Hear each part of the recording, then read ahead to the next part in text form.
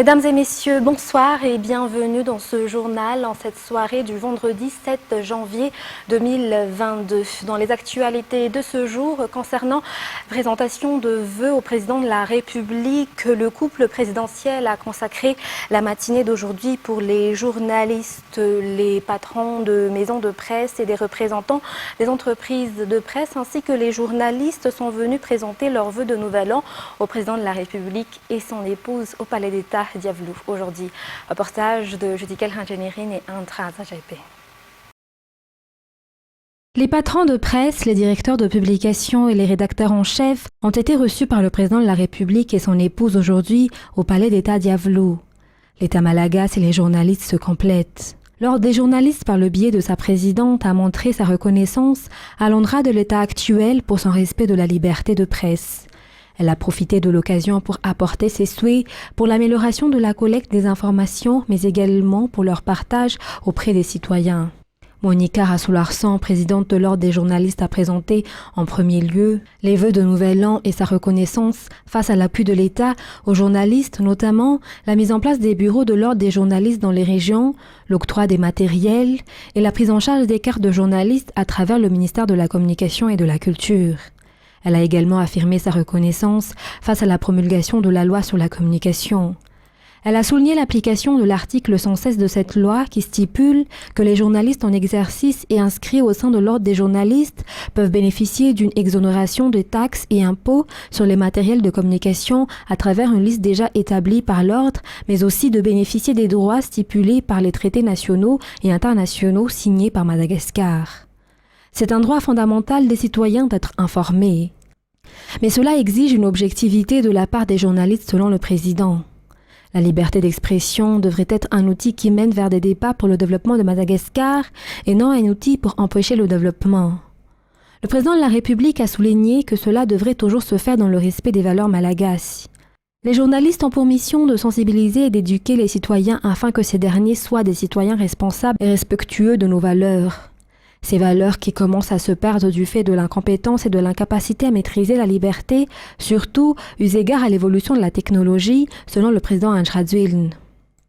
Les débats nécessaires, mais la désinformation peut nuire à la solidarité des Malagasy, alors que notre rôle est de favoriser la cohésion et la solidarité.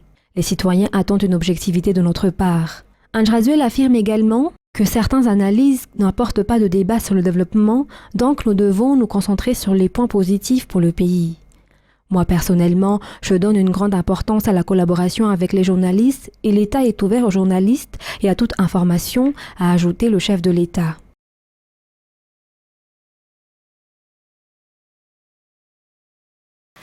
Mais il ne s'agit pas seulement d'une rencontre de présentation de vœux des journalistes au couple présidentiel, mais il s'agit aussi d'une occasion pour poser des questions au président de la République sur la situation actuelle dans le pays. Les journalistes ont évoqué notamment le problème de l'électricité, de l'eau, mais aussi de l'inflation. Les détails toujours avec Judikel Ranjanirin et Andra Zajaipé. Les coupures de courant ont été le premier sujet abordé. En effet, il n'y a pas un jour sans que la population de la capitale n'en s'en plaint. Parmi les efforts fournis par l'État actuel figure l'augmentation de la production d'Indécalic, le seul central électrique qui approvisionne le réseau interconnecté d'Antananarivo. Les matériels sont arrivés, mais ils seront utilisés pour remplacer ceux qui ont été détruits. Cette destruction pourrait avoir pour origine un sabotage, mais cela reste à déterminer. Une raison pour laquelle nous devons éduquer la population dans la préservation des biens communs à travers des informations fiables, selon le président. Concernant l'approvisionnement en eau, pour Antananarivo en particulier, la production n'arrive plus à répondre aux besoins de la population. Un besoin de 300 000 mètres cubes si la production est actuellement à 190 000 mètres cubes. L'État a augmenté le nombre des centrales de production d'eau de Manchseize. Les travaux pour la deuxième centrale sont achevés et les tuyaux qui datent de l'époque de l'EEM seront changés. Parmi les questions posées également, celles concernant l'inflation. Le président de la République a apporté quelques précisions sur les 20 bateaux transportant des PPN. En outre, la situation du Covid-19 a été également parmi les sujets d'actualité. Le 10 janvier prochain, soit 10 jours après les fêtes, les responsables pourront évaluer l'évolution de la maladie. L'État devra alors prendre des mesures y afférentes. Ce qui fait l'actualité en ce moment également, c'est le projet transport par câble. L'installation de ce projet transport par câble, justement, permettra de promouvoir le tourisme à Antananarive, a avancé aujourd'hui le ministre du Tourisme. Toutefois, ceci ne supprime pas les autres moyens de transport comme les transports en commun et les taxis, mais contribuera à solutionner les problèmes d'embouteillage. Un reportage de Fangesena Mireille et Nzara Rangenso. Andoual, un endroit qui, de par le pali, attire les touristes, disposera d'une gare du téléphérique. Aussi, ce dernier offrira aux touristes un nouvel angle de la visite de la ville par le biais d'une vue panoramique. Par ailleurs, ce moyen de transport moderne facilitera la circulation. Antananarive étant une ville à forte croissance démographique en Afrique. Le transport par câble va résoudre énormément le problème d'embouteillage à Antananarive, dans la capitale de Madagascar, en sachant bien que les infrastructures qui ont été mises en place actuellement ont été conçues pour à peu près 300 000 habitants. Aujourd'hui, dans la capitale, on a déjà plus de 3 millions d'habitants, donc 3 millions de personnes qui se déplacent à l'intérieur de la capitale. Donc aujourd'hui, les infrastructures existantes ne suffisent plus pour pouvoir transporter et surtout pour lutter contre les embouteillages. Plus touristiquement, aujourd'hui, ce serait une offre en plus pour les touristes de pouvoir visiter vraiment la capitale d'une autre façon. Parce que par une vue panoramique, nous avons une vision plus, je dirais, générale et plus agréable d'admirer vraiment la capitale. Et puis c'est un moyen, bien sûr, comme nous connaissons le Palais de la Reine, et les premières lignes donc, qui vont être mises en place pourront, par transport par câble, pourront emmener les touristes directement au Palais de la Reine. Les infrastructures existantes dans la capitale étaient pour les 300 000 habitants qui y habitaient. Cependant, la population à Antananarive compte plus de 3 millions actuellement.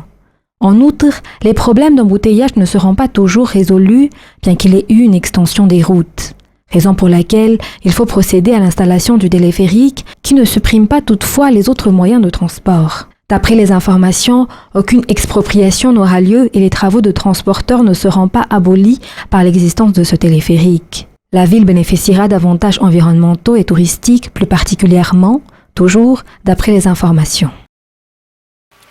Toujours concernant ce projet TPC, le projet du gouvernement sur le transport par câble ne signifie en aucun cas que d'autres projets ne seront plus au programme. En effet, des budgets différents sont attribués aux grandes infrastructures et aux divers projets.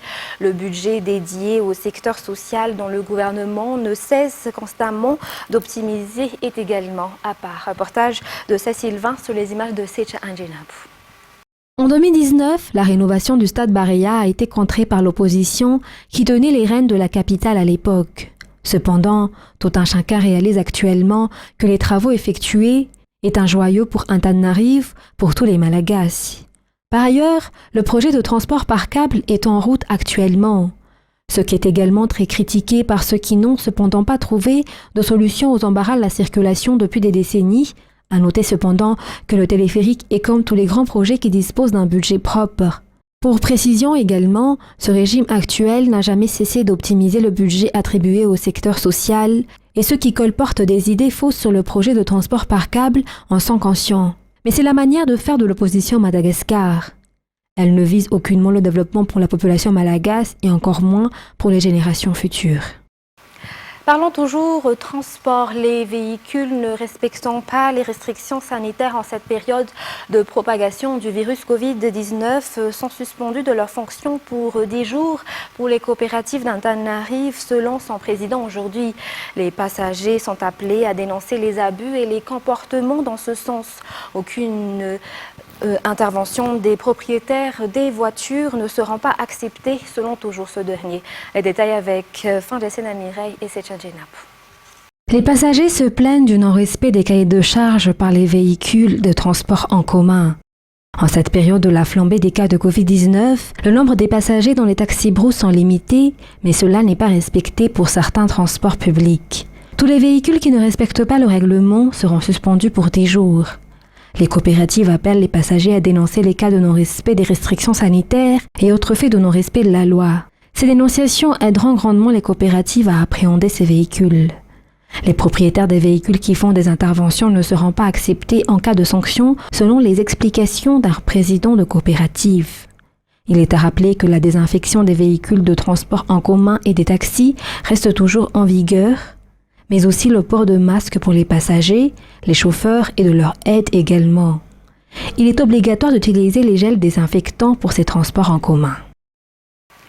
Page culturelle pour poursuivre ce journal, l'histoire de 12 familles indiennes et indo-pakistanais parmi les 16 000 résidents à Madagascar.